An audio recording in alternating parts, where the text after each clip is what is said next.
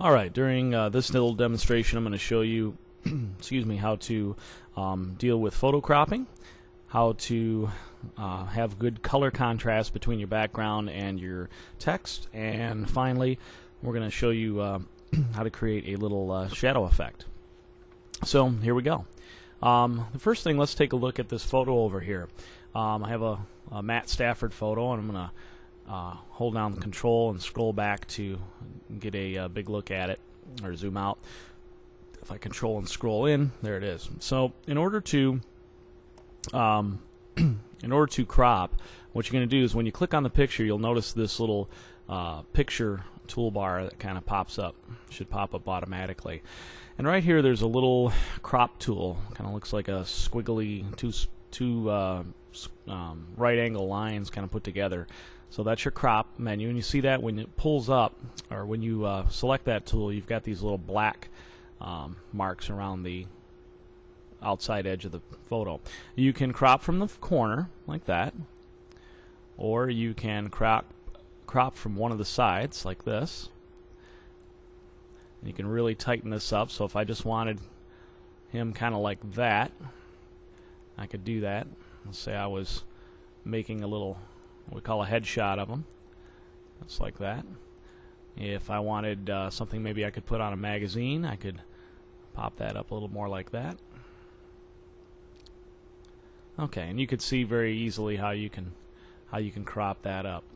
Okay, so if I wanted to go ahead and click off of that, click on it again, and I can click and enlarge just that part of the photo. So that's how, in short, how you deal with cropping and resizing your photos. You want to be careful too that you don't stretch it out like that, because obviously that's a pretty stretched out picture. It's not very what we call doesn't have good proportion to it.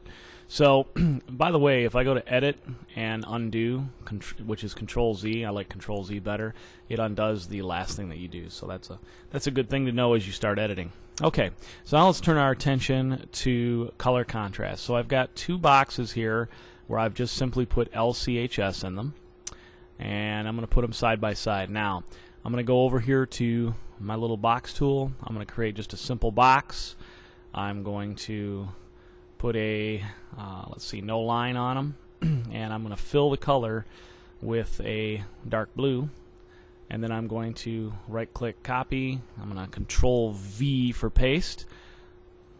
I love those keyboard shortcuts, and I'm going to put this over here, and this one I'm going to make a lighter color, like we'll go to more fill colors, and I'll make this like a bright yellow. Okay, so if I go ahead and click and drag my text over, you'll see that that text disappears. Let me go ahead and zoom in a little bit with Control Scroll. The text disappears, but it's still there. So again, remember, if I right mouse click on this, go to Order, and then go to Send to Back, it's going to go behind there. And I'm going to do the same thing with this one. Right click on that, Order, Send to Back. There it is. Okay, so a little bit about color contrast. You never want a darker font color or text in front of a darker background. You always want light versus dark and dark versus light. So in order for this to be a better contrast, I would want to highlight that, change your font color to something lighter, like that. Of course, white works as well. And when you look at your Pro magazine covers on magazines.com, you're going to see that color contrast. Alright, if I go over here, I change this to white, you see that's not a very good contrast. The black one obviously worked. Something dark blue would work. That's for your Michigan fans out there. And purple's okay. So you can see very quickly which colors work and which ones do not work. I mean, you want to stay away from any lighter shades. Like that would not be a good contrast. Okay, so that's the basics of color contrast. So whenever you're dealing with the layout of your magazine cover, you want to be on the lookout for that. Okay, finally we're going to show you something called color contrast. So I'm going to I'm sorry, not color contrast, but shadow effect. So I'm going to go ahead and make this black.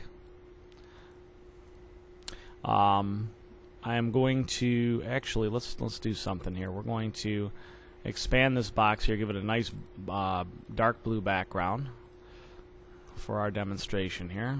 Keep a nice deep midnight blue. There we go.